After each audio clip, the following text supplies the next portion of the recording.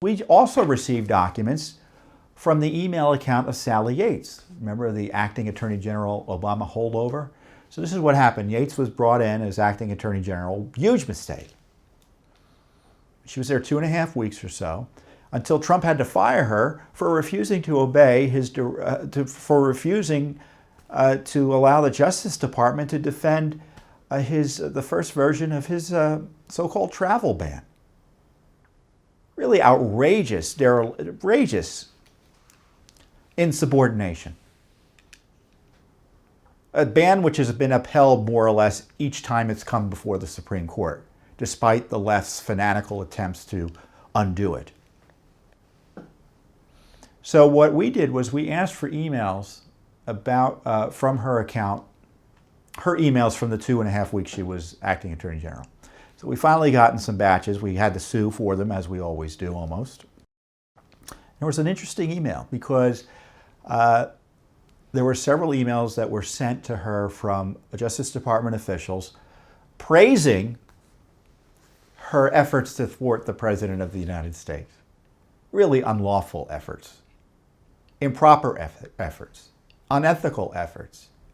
And one of these emails came from someone called Andrew Weissmann. And Mr. Weissman was chief of the criminal section, criminal fraud section of the Justice Department. He probably still is, but he's been assigned to Mueller's operation.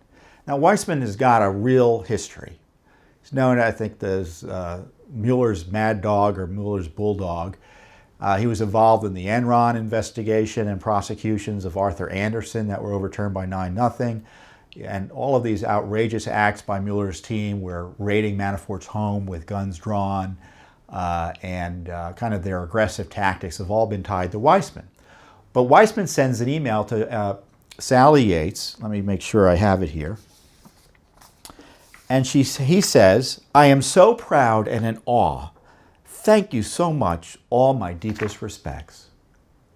This guy is number 2 at Mueller's operation. So we've had the FBI agent who was running the day-to-day operations of the FBI in terms of the Clinton email investigation. He ran that investigation day-to-day. Thrown off the Mueller team. And of course, that act was hidden from us. And now we have strike, I don't know, maybe 56, but now strike 2 in the least, of his deputy praising this Obama holdover for basically breaking all ethical norms at the Justice Department and refusing to defend this lawful travel ban. Now, what Yates should have done if she didn't like what President Trump was asking her to do was to resign. Instead, she directed, and the documents show, she was directing the Justice Department not to defend it. Rank insubordination, unethical for a lawyer in my view.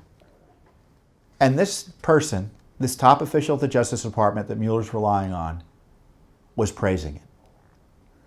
So now you want to know why people are calling on Mueller to resign? It's because of Judicial Watch's disclosures. Between that, the FBI revelations, the tarmac records, people are fed up. And Republicans who have defended Mueller, because what happens is on the Hill is Mueller's a member of the establishment where Mueller much respected is the phrase. Well, he doesn't have much respect anymore.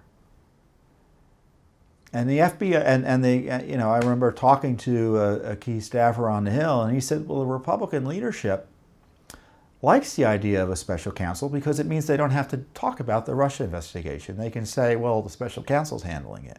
Well, no more. So I want to know where the oversight is of Mr. Mueller. Because Rod Rosenstein, who's the number 2, because Sessions has recused himself, Rosenstein was the one who appointed him. He's supposed to be making sure Mueller's doing the right thing. But he's failed to do that. And if I were President Trump, I would tell Mr. Rosenstein, you need to remove Mr. Mueller and get this situation under control. Again, Mueller's operation, the special counsel investigation into the Russia collusion allegations, which I don't even know if he's investigating it because he seems to be doing everything but investigating Russia collusion, has been compromised. Something needs to be done.